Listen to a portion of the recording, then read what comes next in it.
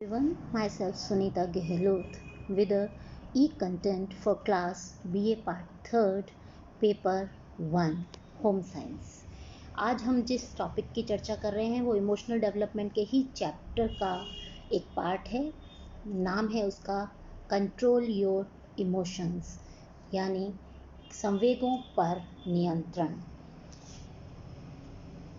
Control on emotions. बालकों के संवेगों पर नियंत्रण करना जरूरी है क्योंकि अधिकांश नकारात्मक संवेग जैसे ईर्ष्या, दुख, क्रोध, चिंता, परेशानी आदि बालकों को नुकसान पहुंचाते हैं। इससे उनका शारीरिक, मानसिक, बौद्धिक एवं सामाजिक विकास बाधित होता है। यद्यपि जिज्ञासा एक स्वस्थ एवं सुखद संवेग है, परंतु यदि बालकों की जिज्ञासा को शांत नहीं किया जाए तो उन्हें अपनी जिज्ञासा को प्रदर्शित करने का पूरा अवसर नहीं दिया जाए तो यह जिज्ञासा उन बालकों को बड़ी नुकसान पहुंचा देती है। जब बालक छोटे होते हैं तो वे अपने सभी संवेगों का प्रदर्शन खुलकर करते हैं, परंतु जैसे जैसे वे बड़े होते जाते हैं वे संवेगों का प्रदर्शन नियंत्रित एवं संयमित ढंग से करते हैं। माता पिता का यह दायित्व है कि वे बालकों को अपने संवेगों पर नियंत्रण करना सिखाएं। जब एक बार बालक के संवेगात्मक व्यवहार का प्रतिमान निर्धारित हो जाता है तो उसमें परिवर्तन करना या संशोधन करना कठिन हो जाता है। इसलिए माता पिता एवं शिक्षकों का यह दायित्व है कि उनमें सांवेगिक स्थिरता यानी इमोशनल स्टेबिलिटी लाने का प्रयास करें। बालकों को संवेगों का गुलाम कदापि न बनने दें। इन संवेगों को नियंत्रित करने की कुछ प्रमुख विधियां हैं। उन विधियों को हम एक एक करके देखेंगे। पहली विधि है प्रतिगमन, इंग्लिश में इसे रिग्रेशन बोला जाता है। जब व्यक्ति अपने संवेगात्मक तनावों को दूर करने के लिए कम परिपक्व प्रत्युत्तरों का सहारा लेता है तो वह मनोरचना प्रतिगमन कहलाती है। इसमें बालक अपने से कम आयु के बालकों जैसा व्यवहार करता है। जैसे भय एवं ईर्ष्या से पीड़ित अगर कोई बालक है, उसे डर लगता है या ईर्ष्यालु प्रकृति का है, तो वो अपने से छोटे उम्र के बच्चों का जो व्यवहार है, जैसे बिस्तर को गीला कर देना, तो इस तरह का व्यवहार करेगा, या वस्तुओं की तोड़ फोड़ जैसे छोटे बच्चे करते हैं उस तरह से करने लग जाएगा। तो प्रतिगमन एक तरह से अपने से कम परिपक्व व्यवहार का सहारा लेना प्रतिगमन कहलाता है। दूसरी जो विधि है उद्यमिता, बालकों, इसको इंग्लिश में इंडस्ट्रियसनेस कहते हैं।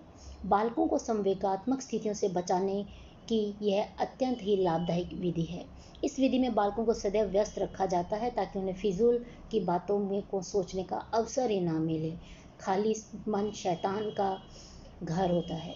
इस कहावत को ध्यान में रखना है हमें, और बालकों को कभी भी खाली न छोड़ें, उन्हें कुछ न कुछ करते रहने की प्रेरणा दें। जैसे अब्दुल कलाम जो राष्ट्रपति थे हमारे, उन्होंने भी कहा था कि बालकों को 18 घंटे तक सकारात्मक कार्यों में लगाए रखें ताकि उनका सोच जो है वो गलत या बुरे रास्तों की तरफ जाए।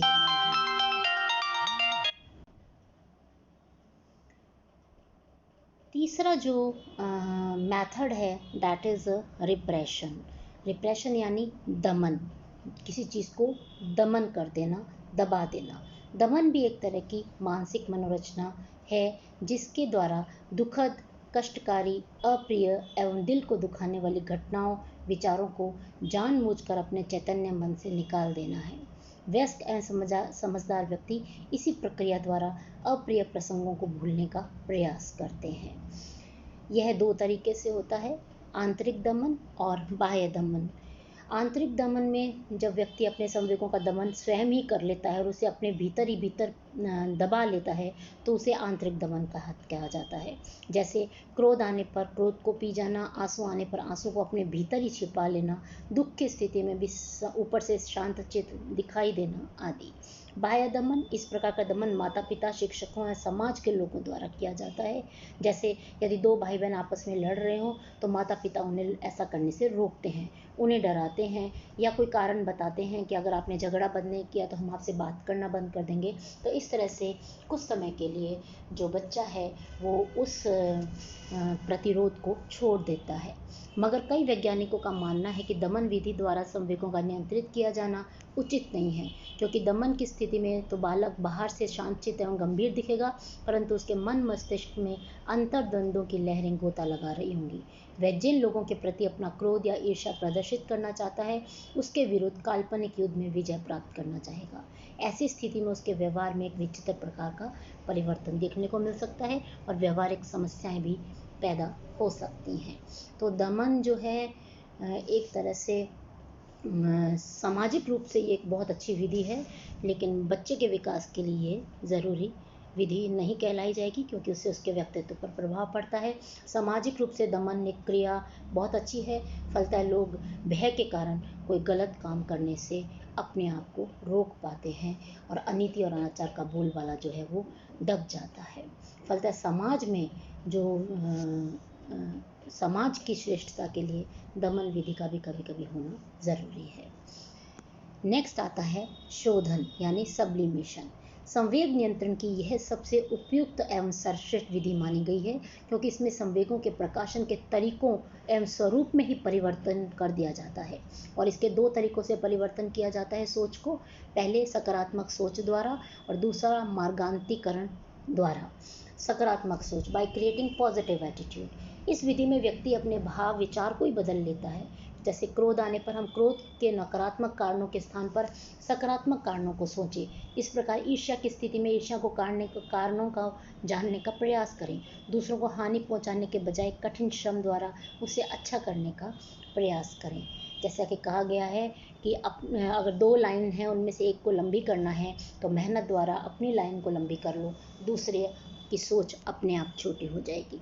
मार्गांतीकरण यानी रीडायरेक्शनल मेथड कहलाता है। इसमें संवेगात्मक अवस्थाओं को सकारात्मक मोड़ दे देना ही मार्गांतीकरण कहलाता है। इसमें बालक को संवेगों की अभिव्यक्ति सामाजिक मान्यता के अनुसार करना सिखाया जाता है। इसमें बालक को इस प्रकार से प्रशिक्षित किया जाता है कि वह अपने संवेगों का प्रकाशन इस ढंग से करे कि लोग उसे पसंद करने लग जाएं। बुरे काम का बुरा नतीजा होगा, तो इस बात को उससे जीवन में उतार लेने के लिए बोला जाए, ताकि वो बुरे कामों की तरफ बढ़े ही ना। फिर आता है एक अन्य विधि है विस्थापन यानी डिस्प्लेसमेंट। संवेगों पर नियंत्रण विस्थापन विधि से भी किया जाता है। विस्थापन वह मनोरचना है जिससे किसी व्यक्ति, वस्तु या विचार से संबंधित संवेग किसी अन्य व्यक्ति, वस्तु या विचार में स्थानांतरित हो जाता है, डिस्प्लेस हो जाता है।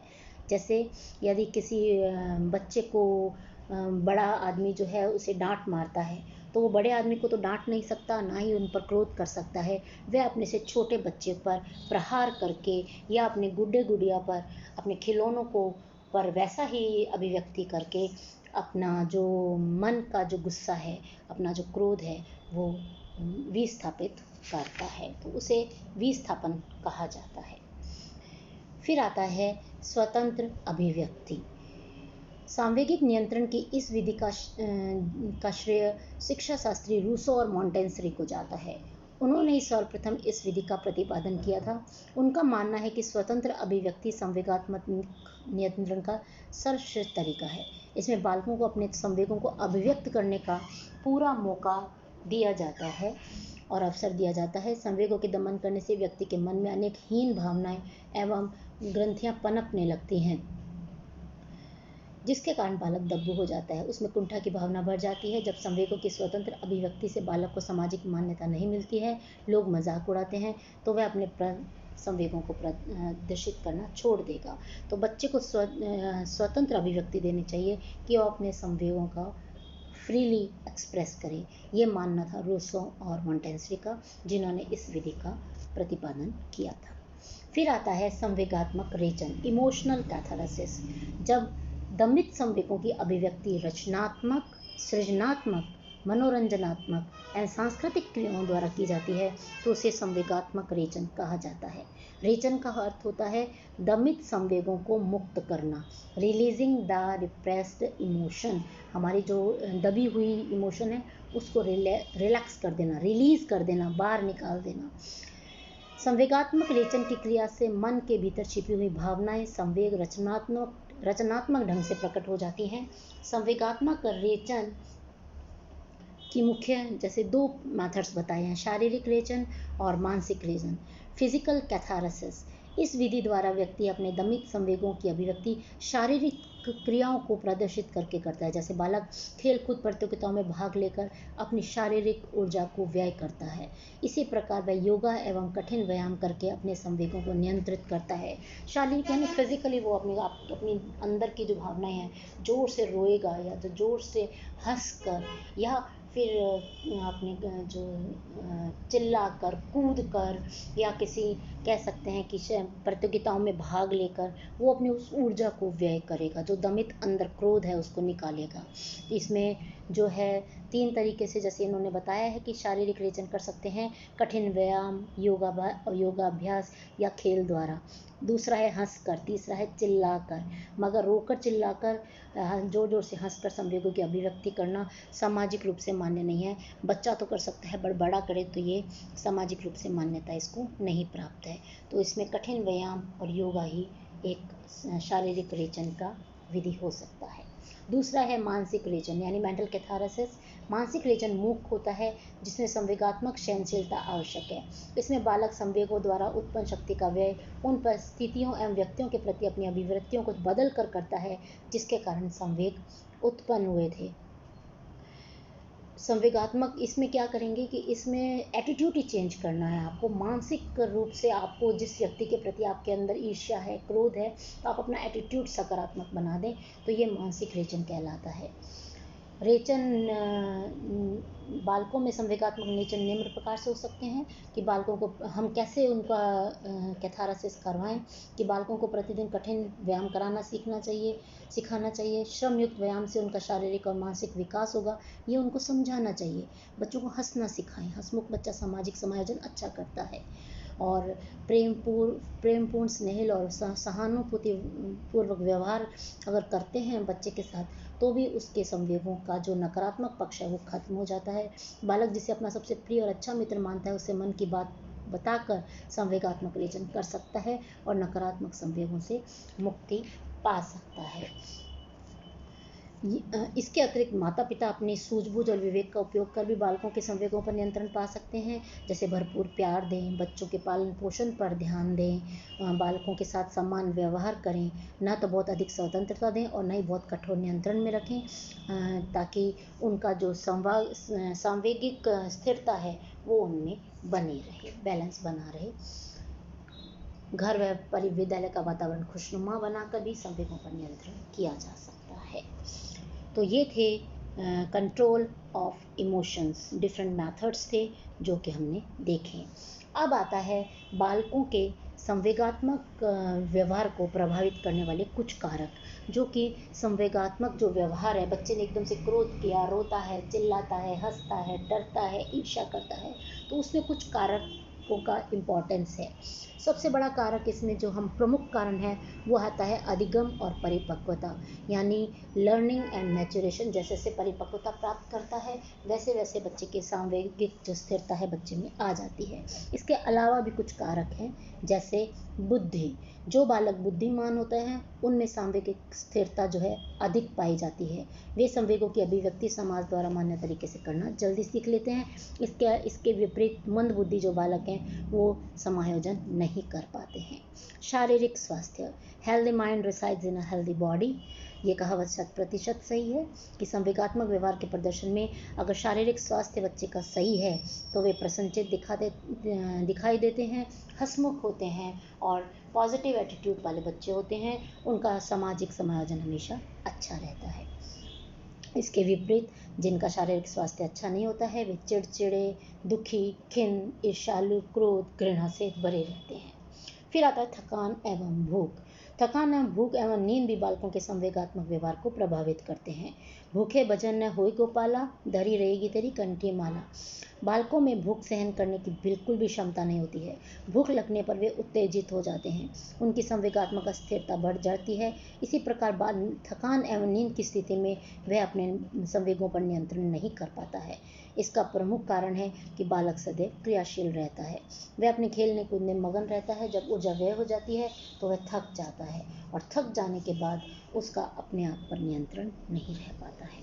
लिंग, लड़के और लड़कियों की अपेक्षा लड़कियां जो हैं वो भयभीत, चिंतित ज़्यादा रहती हैं, और जो लड़के हैं उनमें क्रोध का जो संवेग है वो ज़्यादा देखने को मिलता है। यानी लिंग भी संवेगात्मक व्यवहार को प्रदर्शित करने का प्रमुख कारक है। फिर आता है पारिवारिक वातावरण। बालकों के संवेग को प्रभावित करने वाला महत्वपूर्ण कारक है पारिवारिक वातावरण, क्योंकि माँ पहली शिक्षिका और परिवार पहली पाठशाला कहलाता है। यदि घर परिवार का वातावरण अच्छा होगा तो बालक में धनात्मक संवेगों का विकास होगा, और इसके विपरीत कलह कलेशपूर्ण दुखदायी होगा तो निश्चित ही बालकों में नकारात्मक संवेगों का विकास होगा। फिर आता है सामाजिक वातावरण। बालकों के संवेगात्मक व्यवहार को सामाजिक वातावरण भी महत्वपूर्ण ढंग से प्रभावित करते हैं। बालक जिस परिवेश या सामाजिक वातावरण में रहता है उसका प्रभाव भी उस पर पड़ता है। सामाजिक आर्थिक स्तर। बालकों का संवेगात्मक व्यवहार सामाजिक आर्थिक स्तर पर भी निर्भर करता है। निम्न आर्थिक स्थिति के जो बालक होते हैं उनमें अस्थिरता अधिक देखने को मिलती है, वे कुसमायोजित होते हैं, वे निम्न स्तरीय बालक जो हैं क्रोधित या आपराधिक व्यवहारों में ज़्यादा लिप्त देखे गए हैं। उच्च जो आर्थिक स्तर वाले लोग होते हैं उनमें स्थिरता अधिक देखने को मिलती है। जन्म क्रम, ऑर्डिनल पोजीशन जिसको बोला जाता है, बालकों का जन्म क्रम भी संवेगात्मक व्यवहार को प्रभावित करता है।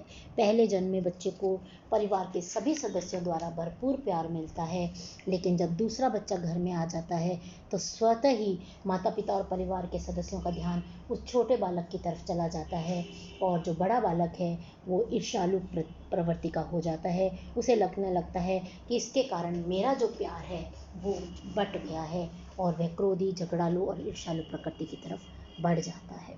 फिर आता है बालक अभिभावक संबंध।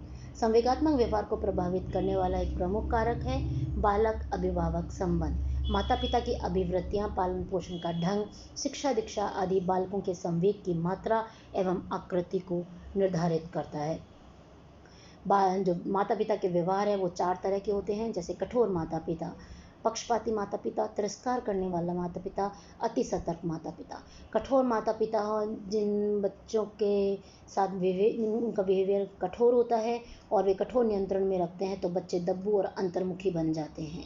पक्षपाती जो माता पिता होते हैं वो जाने अनजाने में अधिक या कम प्यार करते हैं, तो उनके क्रोध, ईर्ष्या, परेशानी जैसे संवेगों का विकास बच्चे में हो जाता है।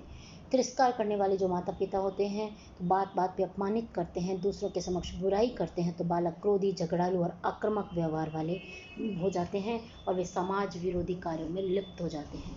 अति सतर्क माता पिता जो हैं छोटी छोटी परेशानियों को देखकर अति चिंतित और विचलित हो जाते हैं, तो बच्चे में भी अति चिंता और विचलन जो है उसका संवेग जो है वो विकसित हो जाता है। तो ये था बालक अभिभावक संबंध। अब आता है व्यक्तित्व। हर एक बालक का अपना अलग व्यक्तित्व होता है। कुछ बालक बहिर्मुखी स्वभाव के होते हैं तो कुछ अंतर्मुखी स्वभाव वाले। बहिर्मुखी बालकों में संवेगात्मक स्थिरता अंतर्मुखी बालकों की अपेक्षा अधिक देखने को मिलती है। फिर आता है आत्मविश्वास। आत्मविश्वासी बालकों में संवेगात्मक स्थिरता अधिक होती है। वे संवेगों के गुलाम नहीं होते, बल्कि संवेगों का प्रदर्शन भी काफ़ी सोच समझकर, विवेकपूर्ण निर्णय लेकर तथा समाज द्वारा मान्य तरीके से ही करते हैं। जिनका आत्मविश्वास कमज़ोर होता है वे संवेगों का उग्र प्रदर्शन करते हैं और एक ही संवेग की आवृत्ति उनमें बार बार देखने को मिलती है। लास्ट में आता है परिवार का आकार। संयुक्त परिवार में पलने वाले बालकों में संवेगों का विकास जल्दी होता है, क्योंकि वहाँ परिवार के विभिन्न सदस्यों के साथ उनको अभिव्यक्ति करनी होती है, समायोजन करना पड़ता है, जिसे देखकर बच्चा जल्दी सीख जाता है। इसके विपरीत एकाकी परिवार में बालकों को अनुकरण का अवसर बहुत ही कम प्राप्त होता है, अतः उनमें संवेगात्मक विकास धीमी गति से होता है और जो है नकारात्मक विकास देखने को ज़्यादा मिलता है। तो ये थे कंट्रोल ऑन इमोशंस में आज हमने डिफरेंट मेथड्स देखे और साथ ही साथ कुछ कारकों को देखा जो कि बालक के संवेगात्मक व्यवहार को प्रभावित करते हैं। आज का टॉपिक हम यहीं पर समाप्त करते हैं। कल नेक्स्ट जो कंटेंट होगा उसमें हम इसी चैप्टर इमोशनल डेवलपमेंट के पार्ट 5 का वर्णन करेंगे, तब की चर्चा करेंगे। तब तक के लिए धन्यवाद।